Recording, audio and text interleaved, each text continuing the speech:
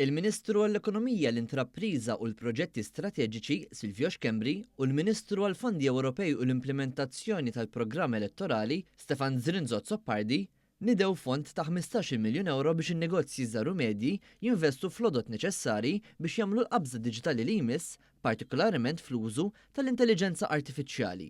Permezz tal-iskema Digitalize Your SME, il-fond se jkompli jibni fuq l-investiment sal-lum ta' 17 miljun euro, waqt li jżomm mal-weda tal-budget li qed jalloka 100 miljun euro għal dan is-settur.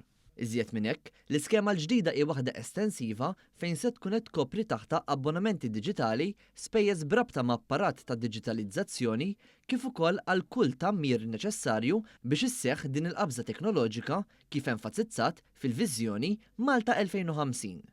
Kenneth Brinkat, il-kap eżekuttiv tal-Awtorità Maltija għall-Innovazzjoni Diġitali, l-MDIA, elenka kif dan l-investiment se jiżgura li n-negozji żaru medji jkunu aktar kompetittivi permezz ta' aktar opportunitajiet u għarfien fost il-ħaddiema. Din hija l-inizjattiva fejn qed tħajjar lill-businesses lokali biex jew għandhom is-servizzi tagħhom u jużaw sistemi tal-AI biex ovvjament iżidu l-produttività u anka l-effiċjenza tagħhom u hemmhekk ikunu kompetittivi.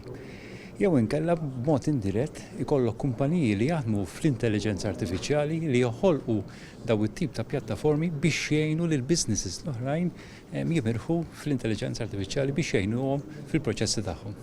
Il-Ministru Zrinzot Soppardi qal li l-Gvern qed jagħmel użu sew mill-fondi Ewropej biex in-negozji Maltin ikunu kompetittivi wkoll fuq skala Ewropea. Bħala Gvern kemm fil-pjan tal-kupru kif ukoll f'dan il-programm qegħdin impoġġu aktar flus min-naħa ta' fondi Ewropej biex naraw li sseħħ id-diġitalizzazzjoni tal-kumpaniji tagħna b'mod partikolari dawk li huma meqjusa bħala kumpaniji żgħar. Dan huwa mod kif insaħħu l-kompetittività f'pajjiżna, kif nabbraċċaw aktar innovazzjoni, iżda fuq kollox illi naraw li n-negozji żgħar tagħna jkunu preparati kemm għall-isfidi li għandna qudiemna llum kif ukoll għall-isfidi u l-opportunitajiet il-ġodda għażmien li ġej.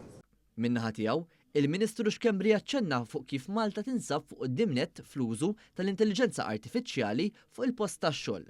Għaldaqstant, hu neċessarju li l-ħaddiema u n-negozji Maltin jkunu kompetenti fil-ħiliet fit-teknoloġija moderna.